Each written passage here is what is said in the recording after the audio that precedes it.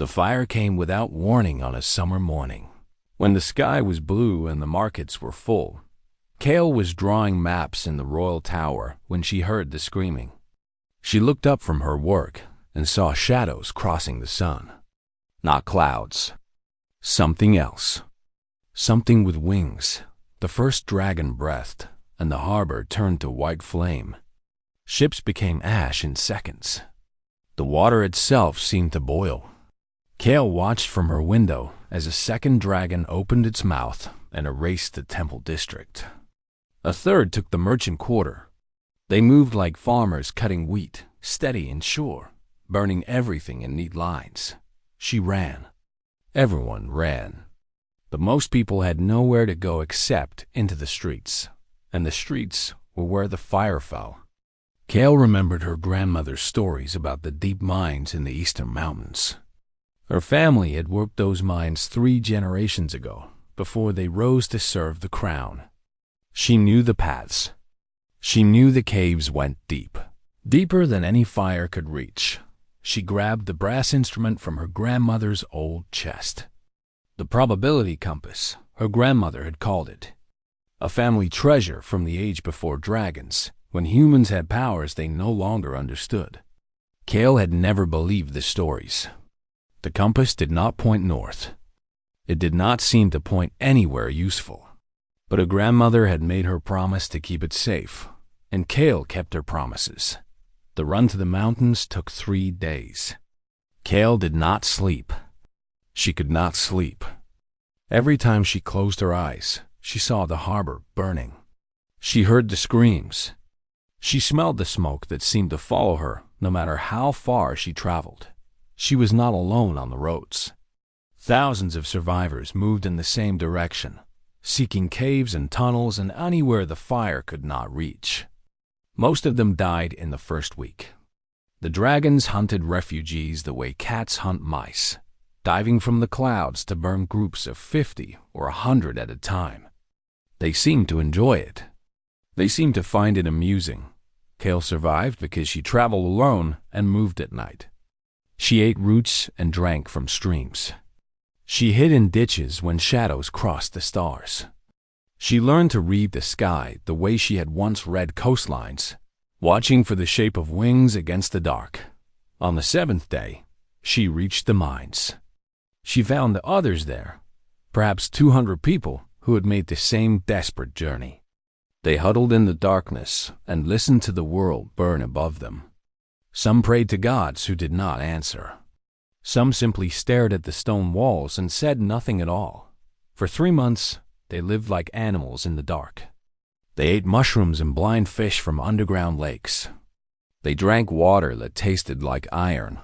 They told each other stories about the world that was gone, about families and homes and lives that existed now only in memory. The dragons did not leave. Survivors who ventured to the surface reported that the great beasts had settled into the ruins of cities, sleeping on piles of gold and bones. They had not come to raid or to conquer. They had come to stay. The land above belonged to them now, and they seemed content to let it remain empty of everything except Ash. Kale spent those months studying her grandmother's compass. She had nothing else to do, and the strange device fascinated her in a way she could not explain. The needle did not point north. It did not point south. It seemed to point towards something else entirely, something that existed outside of normal directions. She began to notice patterns. When she thought about going to the surface, the needle swung one way. When she thought about staying underground, it swung another. When she thought about traveling east, toward the old mountains where her grandmother's stories said the ancients had built their greatest works, the needle pointed straight and true and did not waver. The compass was not pointing to places. It was pointing to futures. It was showing her which choices led where. Her grandmother's stories came back to her in fragments. The age before dragons. The engineers of fate. The machines that could read probability like words on a page. Kale had always thought these were fairy tales, the kind of nonsense old people told to make the past seem grander than it was. But the compass worked. She could not deny that the compass worked. She gathered the survivors and told them what she had found. Most did not believe her. Some called her mad. But a few listened, and those few agreed to follow her east, toward the mountain called the Spindle, where her grandmother had said the last library of the old world lay buried beneath stone, too thick for any fire to penetrate. They left the mines on a moonless night. 47 survivors moving in single file through a landscape of ash and ruin. The dragons circled overhead, vast shapes against the stars, but they did not see the small line of humans creeping through the darkness below. They were too large, too powerful, too certain of their victory to notice anything so small. Kale looked at the compass needle, pointing east, and felt something she had not felt in months. It was not hope, exactly. It was something harder than hope. It was determination. It was the cold certainty that she would find answers or die trying. The dragons had burned her world. Perhaps she could burn something of theirs. The journey east took 3 years. They did not travel in a straight line. They could not. The dragons patrolled the open roads and the river valleys and the places where food grew easily. They seemed to enjoy hunting humans almost as much as they enjoyed burning cities. So Kale led her group through mountain passes and underground caves and forests so thick the sun barely reached the ground. They moved slowly, carefully, like mice avoiding cats. Many died along the way. Some fell to dragon fire during the desperate crossings of open land. Others died from sickness or hunger or simple exhaustion. A few gave up hope and walked into the light to let the flames take them. Kale could not blame them. Some days, she wanted to do the same, but the compass kept pointing east, and Kale kept walking. New survivors joined them as they traveled. Soldiers without armies found them in ruined fortresses. Scholars without books joined them from burned libraries. Children without parents wandered out of the ash and fell into step beside them. By the end of the first year, they numbered 100. By the end of the second, 200. By the time they reached the Spindle, they were 400 strong. The Spindle was a mountain like no other. It rose from the earth in a perfect spiral, as if some giant hand had twisted the rock like wet clay. The entrance to the underground complex was hidden behind a waterfall, exactly where Kale's grandmother had said it would be. The stone doors were carved with symbols that Kale did not recognize. But the probability compass needle spun wildly when she approached them, as if excited by what lay beyond. They found the mechanism to open the doors after 3 days of searching. The passage beyond led down into the earth, deeper than any mine Kale had ever seen. The air grew warm, then cool, then warm again. Strange lights flickered in the walls, powered by sources that still worked after thousands of years. What they found at the bottom was not a library. It was a machine. The chamber was vast, larger than the great hall of any king. In its center stood a device of brass and crystal and materials Kale could not name. It hummed softly, as if alive, as if waiting. Screens covered the walls, filled with symbols that shifted and changed in patterns, too complex for the eye to follow. Kale spent weeks studying the records they found. The old humans, the ones who had built this place, had left instructions carved in stone and written on metal sheets that would never decay. They had wanted their descendants to understand. They had wanted someone to find this place and know what they had done. The truth was more terrible than Kale had imagined. 12,000 years ago, humanity had faced a threat called the Void Tide. The records did not explain what the Void Tide was, only that it devoured reality itself, erasing not just life but existence. Mountains disappeared. Rivers ceased to be. Time itself unraveled in the tide's wake. The old engineers had built the spindle to fight this threat. The machine could read probability, could see all the possible futures branching out from any moment like roots from a tree. More than that, it could choose between those futures. It could make one path real and let all the others fade away. The engineers had used the machine to save humanity. They had chosen a future where the void tide never reached Earth, where humans survived and rebuilt and flourished. But the choice had consequences. When they selected their future, they erased all the others. Billions of possible lives, billions of possible worlds, gone in an instant. And something else had happened. Something they had not expected. The dragons had not existed before the choice. They were a side effect, an accident, a branch that grew from the altered timeline.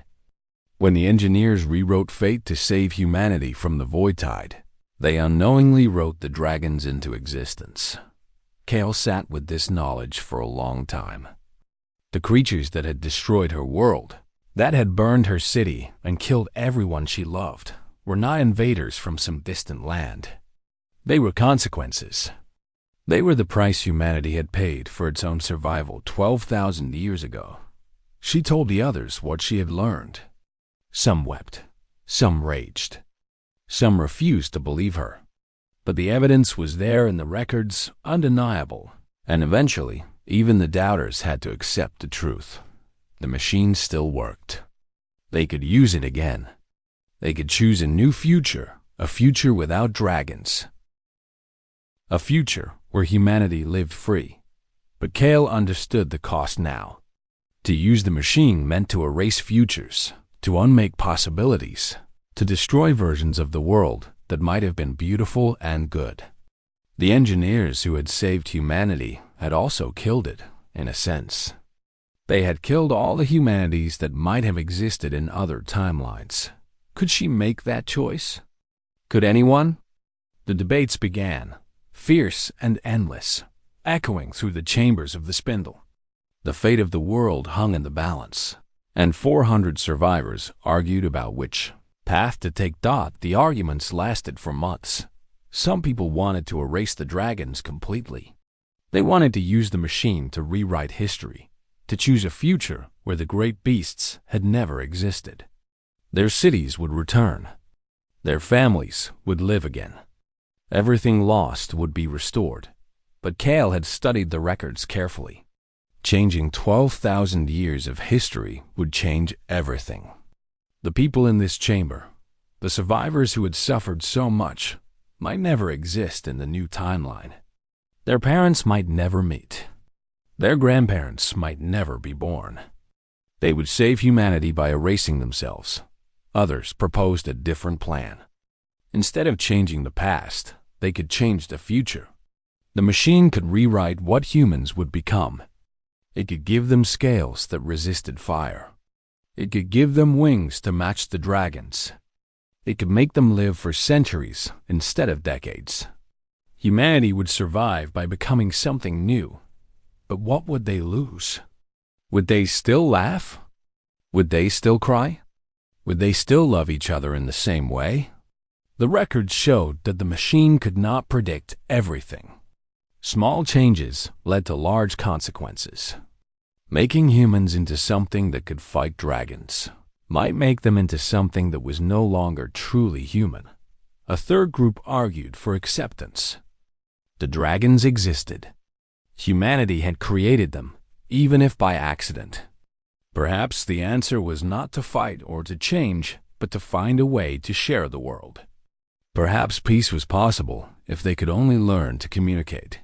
Kale listened to all these arguments and said nothing. She spent her nights studying the machine, trying to understand its limits and its possibilities. She learned things the others did not know. She learned that the machine measured something called the weight of choices. When a person chose their own path, the effect on probability was small, like a pebble dropped in a river. But when someone chose for others, when they made a decision that bound the fates of thousands or millions, the effect grew enormous. The original engineers had saved humanity because they chose for everyone. They carried the weight of the entire species on their shoulders. This was why the machine worked. It did not respond to selfish choices. It responded to sacrifice. While the survivors debated, the dragons found them. The Ashen King came personally. He was the oldest of the dragons, the first to wake when the void tide reshaping created his kind. He had lived for 12,000 years. He had burned the first human city and the last. He remembered when humans lived in caves and hunted with stone spears. He had watched them build empires and then watched those empires fall to his fire. He could not enter the spindle. The stone was too thick, too ancient, too strange. His flames washed over the mountain and left no mark. But he could wait. He was patient in ways that humans could not understand. He settled at every exit and let time do his work for him. Inside, the food began to run out. Kale gathered the council leaders and told them what she had learned about the weight of choices. She told them that no single person could operate the machine effectively. The choice had to be made by everyone. The sacrifice had to be shared, but what choice should they make? A young man named Tovin stood up. He had lost his mother and father and 3 sisters to dragon fire. He had watched his village burn from a hillside, too far away to help, too close to look away. His eyes were old in a way that made Kale's heart hurt.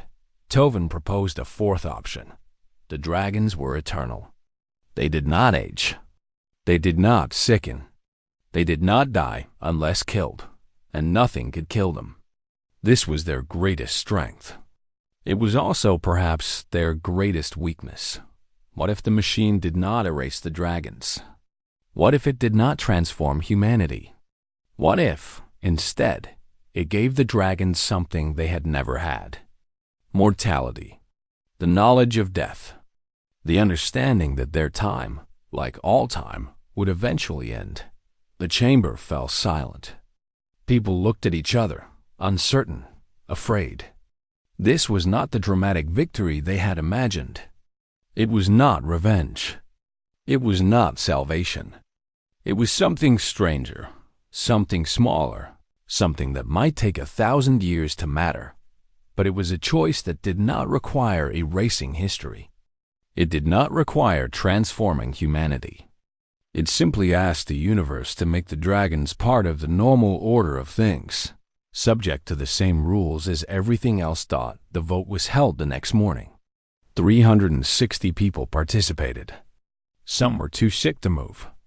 Some refused to take part. But those who voted made their choice freely, understanding what it meant. The 4th option won by 11 votes. Kale stood before the machine with shaking hands. The 400 survivors had gathered in the great chamber, standing in circles around the central device. Many held hands. Some wept quietly. Others stared at the ceiling as if they could see through the stone to the dragons waiting above. This was not how Kale had imagined her life would go. She had been a map maker, a drawer of coastlines and mountain ranges. She had expected to die old in a comfortable house, surrounded by charts and instruments, telling stories to grandchildren who would roll their eyes at her boring tales. Instead, she stood at the center of a machine that could rewrite reality, preparing to make a choice that would echo through all of time. She thought about her grandmother, who had kept the probability compass safe for 50 years without ever using it. She thought about the engineers who had built this place 12,000 years ago, who had saved humanity and doomed it in the same moment. She thought about the dragons circling overhead, ancient and beautiful and terrible. She placed her hands on the central crystal dot. The machine woke. The humming grew louder, deeper, filling the chamber with sound that was felt more than heard. The screens on the walls exploded with light, showing futures branching and splitting and reforming in patterns too complex to follow. Kale felt the weight of 400 choices flowing through her. Not her choice alone. Everyone's choice. The soldier who had lost his company. The scholar who had lost her books. The children who had lost everything except their lives. They had all voted. They had all chosen. And now their choice needed a voice. She spoke the words the records had taught her. She told the machine what they wanted. Not erasure. Not transformation. Just balance. Just fairness. Just the simple truth that nothing lasts forever. The machine listened, that the probability compass in Kale's pocket spun wildly. She felt heat building in the crystal beneath her hands. The chamber shook. Dust fell from the ceiling. People cried out in fear but did not run. They stayed together, holding on to each other, bearing the weight of the choice together. And then it was done. The machine fell silent. The lights faded. The shaking stopped. Kale pulled her hands away from the crystal and found that her palms were burned, marked with patterns that matched the symbols carved on the chamber walls. Outside, something happened. The Ashen King, who had waited at the mountain's base for 3 months, felt something he had never felt before. A flutter in his ancient heart, a weakness in his vast wings, a whisper of weariness that seemed to come from nowhere and everywhere at once. He did not understand what it was. He had never experienced anything like it. In 12,000 years of life, he had known hunger and satisfaction, boredom and excitement, anger and contentment. But this was different. This was something new. This was the knowledge of death. The other dragons felt it too. Across the burned world, the great beasts paused in their hunting and their sleeping and their endless circling. They looked at the sky and felt something they could not name. Time. Time pressing against them. Time that had never touched them before. Kale led the survivors out of the spindle 3 days later. The dragons were still there. The Ashen King still circled overhead, casting his shadow over the land. The world was still burned and broken and empty. Nothing had visibly changed. But Kale looked at the great dragon against the sky and saw what no human had ever seen before. She saw an ending. Not today. Not tomorrow. Not even in her lifetime. But eventually, in centuries or millennia, the dragons would age. They would slow. They would, at last, die. They had not defeated the dragons. They had not destroyed them or transformed them or made peace with them. They had simply made them mortal. They had given the eternal beasts the one gift that humans had always carried, the one truth that had shaped every human life since the beginning. Nothing lasts forever. The dragons would learn this lesson slowly. They would have time to learn it. But learn it they would, and when they did, they would have to reckon with what it meant. They would have to consider whether endless burning was worth their remaining years. They would have to think about legacy and memory and what they wanted to leave behind. Humans knew how to think about these things. Humans had always known. It was the one advantage they had always had, the one strength that came from their weakness. Kale looked at the burned world around her and felt something strange. Not hope, exactly. Not joy, but possibility. The future was open now in ways it had not been before. The path was long and hard and uncertain, but it existed. She gathered the survivors and began walking west, toward the coast where her city had once stood. They would rebuild. It would take generations. But they had generations now. They had time that the dragons no longer had in unlimited supply. Behind them, the Ashen King watched them go. For the first time in 12,000 years, he did not pursue. He simply watched, feeling the strange new weight in his wings, the odd heaviness in his heart. He did not understand what had happened, but he knew, somehow, that things would never be the same. The dragons had burned cities. Humans had burned fate itself. And from those ashes, both would have to learn how to live with what remained.